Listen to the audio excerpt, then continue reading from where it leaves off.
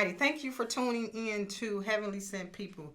As you guys know, I am Cynthia. I have a youth organization to whereas I expose kids to different.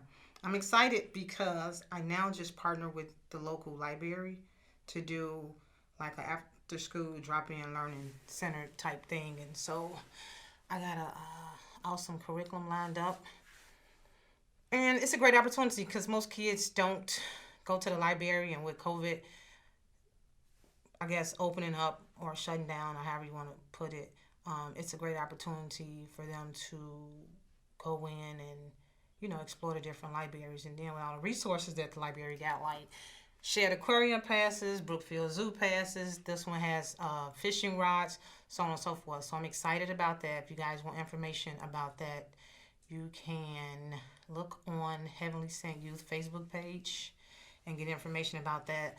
However, space is limited because again, it's the library. I think I can only take in 10 kids, and I think I got about 5 now. So if anybody is interested in that, give me a call. Because on the flip side of that, we are also every other Saturday, we're going to take the kids to some different type of event. And a cool thing that I was able to get my hands on, or if I should say partner with, I met a guy that's got his own, what do you call those machines that cut grass? Tractor. So all the kids that are of age, they will learn to drive this tractor to cut grass. So that's so cool. I'm excited about that. I can't wait until he comes back so we can take advantage of that opportunity. And then, of course, when the grass is cut, they barrel the grass up and sell it to people, people who got horses, people who got farms. So that's a great opportunity that our inner city kids don't get the opportunity to be exposed to. So I have so many different resources and so much stuff that I got going on that I want to expose kids to. The only requirement I ask is that your kid is respectful and they listen and want to be there, because it's difficult when I got kids that some want to be there and some don't, or I'm definitely also not a babysitting service. So, I mean, I don't have the time and patience to be running around or trying to make your kid do what's asked of them. So, with that being said, today is a special day. My grandmother turned 78 years old. So happy birthday, Granny. I know she's watching. She's been watching me since I've been on this show.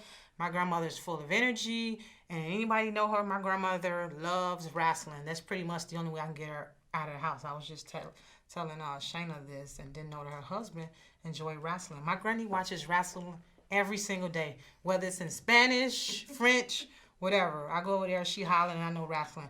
But I thank God for it because it keeps her busy, it keeps her going, and it gives her something to look forward to. So happy birthday again, Granny. Moving right along. So I've been looking on Facebook, and I noticed that our people have been doing this crate challenge. And it's fun, I guess, up until somebody gets hurt. So I said, you know what? I need to bring somebody on that could educate or inform people, and especially with a time like this when death is so sudden. We have so many people dying left and right. And it's sad. And this conversation we as people don't like to talk about, but guess what? It has to be talked about because, I always say if you can go buy a $1,200 iPhone, red bottoms, or whatever your heart desire, whatever you chose to do with your money, make sure you got your stuff in order. I don't know, insurance costs what, $10, $15 a month. We can't keep relying on this GoFundMe. It's embarrassing when you see people on Facebook and, they got everything that you can think of, and then when they pass away, now it's a GoFundMe. So I'm like, really? So I have the luxury of having my cousin on here. I'm so proud of her. I really appreciate the fact that anytime I'm having some type of fundraiser, she's donating. I think when we went to the farm last year, she donated the shirts. She had somebody to get the shirts made. Forever grateful.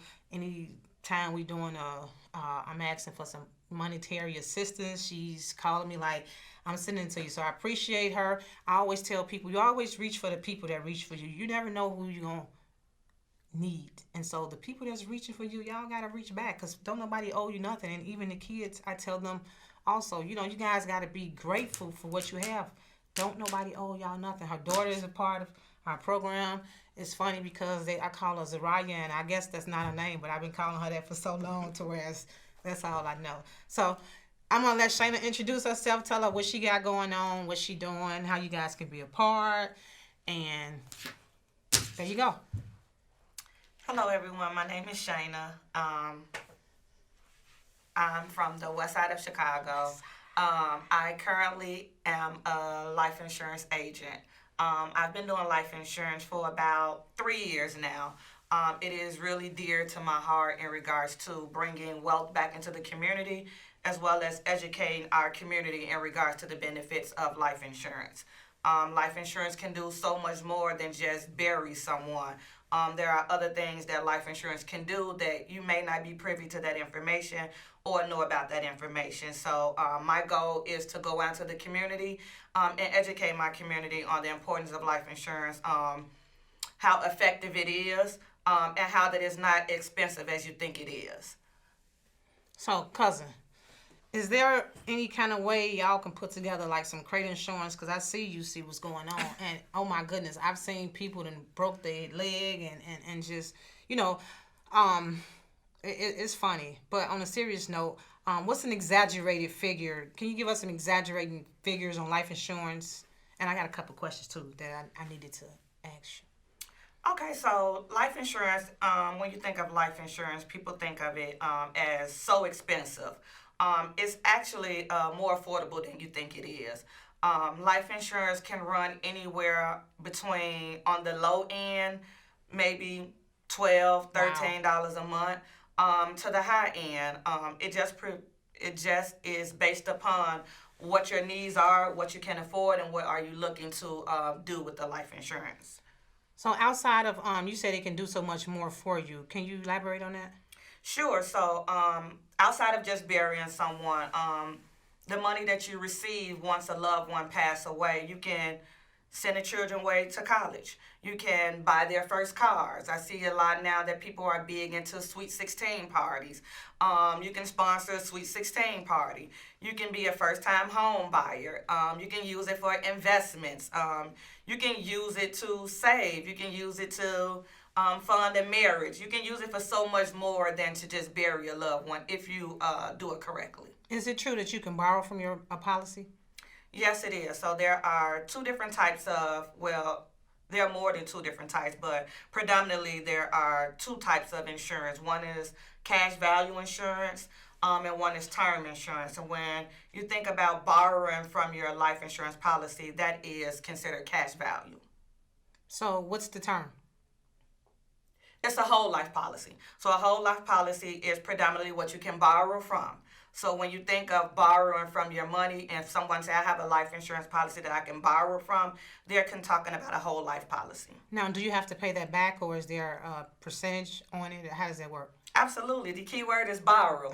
So anything you borrow, you have to pay back. And if you're borrowing from major corporations, it's almost like a credit card. You have to pay it back with interest. Wow. So yes, when you think of borrowing, think of paying back and think of with interest. So you're just not getting money and you just getting it to be getting it. No, it doesn't go that way. So what happens if you don't pay it back? Then then your policy is considered collateral. Wow. So it'll continue to eat at your policy amount until you either pay it back, or two, you pass away and it is deducted with compound interest on top of it from your life insurance policy. Wow. So with insurance, is there any type of medical stipulations to whereas one can get insurance based on whatever it is they may have going on with them medically? So yeah, we as the agent off top, we don't make that decision. That decision comes from the insurance company. So the insurance company has an underwriting process where they look at your medical records, look at your age, your height, your weight, so on and so forth, and they determine that. Okay. And so got a brain freeze. So a question. So I am listening. I listened to somebody in the morning on the radio, and so there was a question or an issue to whereas this lady, she had insurance, and I think her husband passed away, and he didn't have a beneficiary. how you pronounce that word? Beneficiary. That word. He didn't have that, and so I think she was going to court to try to rectify the situation. So how does that work? So yes, it's important to have a beneficiary. So first I want to say that insurance is done out of love. So you do it on the strength that if anything happens to you, the loved ones that you leave behind will be able to sustain the lifestyle that you've paid for them. Or they'll be able to continue on with life and their future endeavors in life based off, the love offering, so to speak, that you've left behind for them. So if you don't have a beneficiary, then yes, there's a lot of court. Basically, you have to fight for the money. You have to prove that you were some kin to the deceased, and then you have to go through a lot of court and get an attorney to retrieve that money. Wow. So if you are in the process of getting insurance, or if you have insurance, please keep your beneficiary updated.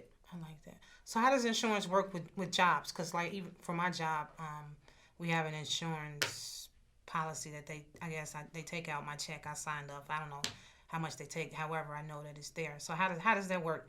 I mean, what's the difference between job insurance and personal insurance?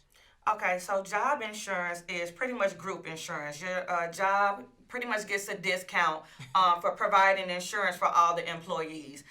Sometimes it may be pennies on the dollar. Sometimes you don't even see it coming out of your paycheck because it be such a small amount. However, that is to secure the job. That's their way of securing you as an employee. For example, if you go on leave of absence, you're not active, so the insurance isn't active. If you leave the job, if you no longer work there, get fired or you quit or whatever way you part ways with the job, that insurance is no longer valid. Wow. So then if you don't have anything outside of the job, then you don't have any insurance. So I like to tell people that whatever your job provides you with is a bonus. Okay. But make sure you have something that you own on your own. Make something that you have something that you're in control of. So you mean to tell me I can work a job for 20 years, have insurance, and if I get terminated, that's over with? That's over with. Wow. Interesting. You don't have any insurance at all because you're no longer active with that company. You no longer work with them. Again, the insurance is more beneficial to the company than it is the actual employee. And that's probably, and I notice even with my credit union, like every week I'm getting this letter saying, oh, you got $100,000 for 50 cents. So can you explain that?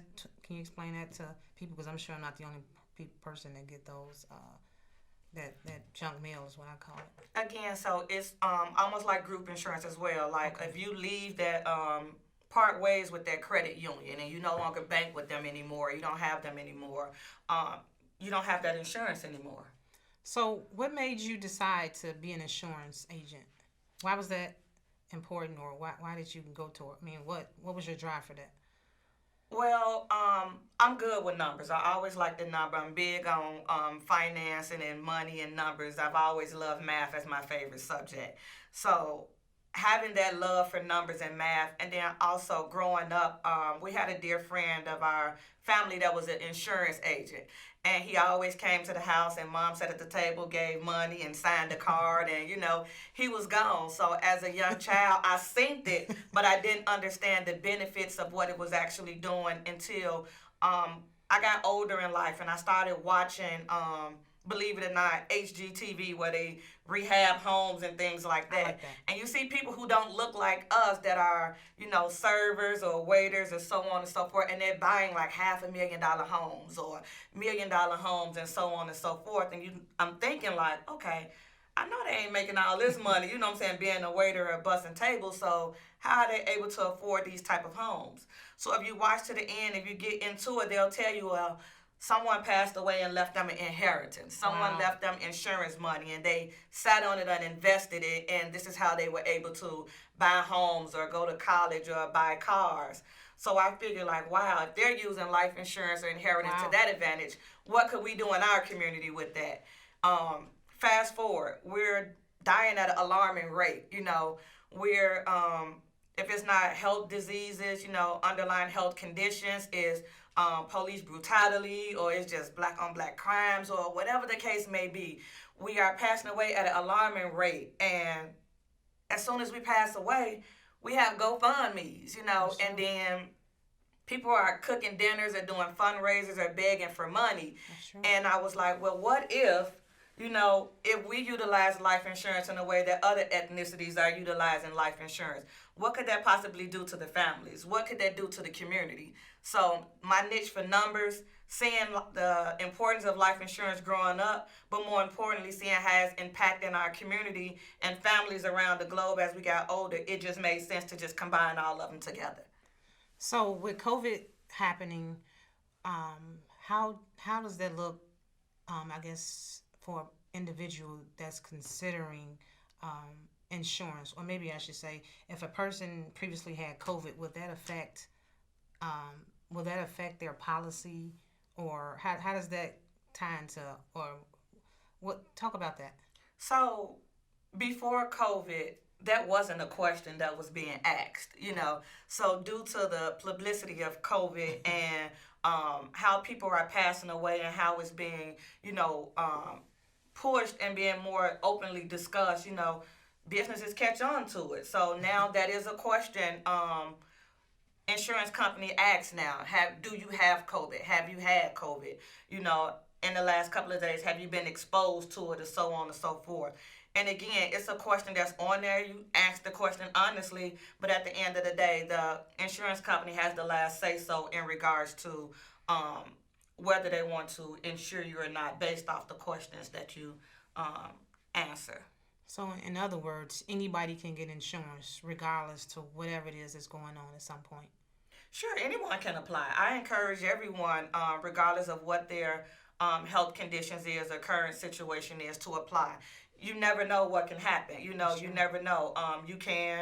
It goes through an underwriting process. They ultimately make that decision, but you would never know what you're capable of and if you're able to get it if you don't try. So I encourage everyone to get it, regardless of what your health situation may be, because you don't know. And so, like she said, an exaggerated number on the low end, $12, and it's contingent upon how much you want. And I'm sure we all spend more than $12 a day. I know myself, I'm spending, it's sad, but probably $50 a day in restaurant food. So I have a couple policies with her because that's very important. And to be honest with you, I don't know when it come out and what day it come out, but it's hooked to my bank account. I know when I look at my statement, I see that it then came out. I got one with my mother, my aunt, and I need to talk to her about one for my grandmother, although they all have coverage. But it only makes sense for me to, because I'm sure their policies are probably old. I think my, I think my grandmother got a policy when I wasn't born, and it's probably like $2,000. Sorry, Guardian, she been paying on it probably for about 10 years. She paid that policy 13 times. But that's what they had back then. No, I'm just joking. I'm joking, Granny. And so yeah, it's important for me to, like you said, to make sure that my circle is covered in spite of a lot of seniors are probably unable to afford insurance because they got a once a month check and got to pretty much figure out if they're gonna do this or pay their medicine or so on and so forth. So y'all grandkids and y'all kids, make sure your parents are covered. Like I said, we spend that money daily on just doing nothing. Gym shoes cost $200-$300. So y'all got to get it. We got to get it together as people. This is a conversation that we don't like to have, but at the end of the day, this is what's needed, because you go to a funeral, you go to a church, and the body's sitting up there, and they passing around an offering basket, talking about we need $300 to get them to the cemetery, and I'm sitting up there like, really? I've been to a couple funerals, and it's sad because you see the life that people live, but at the end of the day, a lot of people don't have their stuff together. So that's why it was important for me to bring her on and expose this information to you guys, because this is what we need. So a lot of times with insurance, it comes credit. So do you dab into that? Do you have any experience with that? As far as Credit repair. so, I myself do not do credit repair. Okay. I am not a credit repair specialist. I do are connected to people that are in that network, in that industry, because that is considered part of financial services. So most people who are doing insurance have some type of connection to someone who is in credit repair. but I myself don't do credit repair. Because like you mentioned earlier, insurance money can be used to purchase your dream home, and then you mentioned the show that you was talking about. So in my mind, I'm like, well, you got to have credit, and that's another thing that we don't take part in or think it's important. And it's funny because I talk to a lot of people that's been getting this PPP loan, and a lot of people don't understand it's a loan. You have to pay it back, and so people getting it and doing whatever it is they want to do with it, which is fine. But at the end of the day, that money has to be paid back, and if you don't pay it back, it'll affect your credit. And we know the way things are going, you can't get anything with bad credit. You to even for an apartment. I'm sorry, you have to have in a decent neighborhood. You have to have good credit. To buy a decent car, you have to have good credit. And once your credit is jacked up, it takes years to get that back up to par. So this is the time to whereas I think we need to take advantage of all this free money that's been going around and do what's needed. Get your insurance, get your credit repair. I'm not saying don't buy you whatever it is that make you happy. Do whatever it is you make you happy, but at the end of the day, make sure that you got your stuff together, because without the two that I just mentioned, you're gonna be in pretty bad shape. And that's good you talk on that, because insurance and credit is what a lot of people in our community are lacking. Um, they don't know where to begin as far as credit. We don't talk enough about credit or insurance in our communities. It's better late than never. Forget about what you didn't have then or what you didn't do then. It's about what you can do now and moving forward. And each one teach one. So whatever it is you need assistance with, don't be afraid to reach out. There's someone in our community or someone that's close around you than you think that knows a little bit more than you, or that can steer you in the right direction, because we all have one goal, and that's to better ourselves. So, and it starts with just opening our mouths and talking to each other. You'll be surprised at what you can find out or what you can learn from someone else. And it's funny you said that, because you'd be surprised of what you can say that again. You'd be surprised of what you may hear, learn, or what knowledge you may gain just by talking to someone. And see, I take that with the kids. I notice the kids that I interact with, kids don't typically listen to what you say. Kids pretty much listen to what they see you doing, if it makes sense. You could tell a kid 20 times a day, don't do this, don't do that, don't do that. But guess what? That kid gonna do that. And I even see that with my own son. Until I start setting an example, I'll see him follow. I could tell him, clean your room, clean your room, clean your room. But until I started making my bed up and doing the necessary things, then I seen the change in him. And when you're doing the right thing, believe it or not, your kids are watching. And I think that's why I try to walk a narrow path, because I have so many kids that depend on me. And it's important, because we lack resources in our communities. And I always say it's hard to think or dream outside of your comfort zone. So even with some of the kids, I take them outside of their comfort zones, and I see a totally different kid. And I get it, because just just last night, my son and I were driving home, and we got stopped by the police on Roosevelt and Independence. And when I seen the lights, I got nervous, and I made a post about it. And like, what you get nervous for? Okay, first of all, let's start here.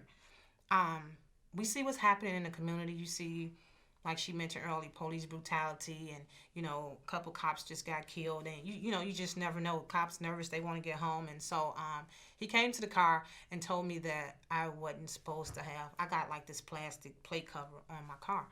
And so I had that on there, and he was like, "Oh, you're not supposed to have that." So he's like, "Let me see your driver's license." So I just went in my pocket, and as I'm doing this, I'm talking to him, and I'm trying to be calm, because my African American 13-year-old son is on the side of me, and so I'm pretty much trying to watch his disposition, and then listen to what the cop tell me. So I go in my pocket. So I'm like, "Sir, I'm going in my pocket to get my driver's license." And so when I look up, I'm giving him a link card, and he's looking at and he looking at me like, "Really?" So I'm like, "You know what, sir? I'm extremely nervous. I'm going in my pocket again." And he was really nice. And after it was over with, I didn't get a ticket, and I looked at my son. I said, "How did that make you feel?" He's like, "Well, when they came, I was nervous because the other lady, she was flashing light in my eye, and And I was so discombobulated, I didn't realize that it was another officer with him. And so I say that to say, you have to be mindful because your kids are always looking. I could have easily got an attitude with this guy, and then guess what? When I get attitude, now my son's he's hostile. So pay attention to your kids paying attention to y'all. I really appreciate you, Shana, for coming on. I appreciate you supporting us. I appreciate you trusting me with your daughter. Thank you, thank you, thank you.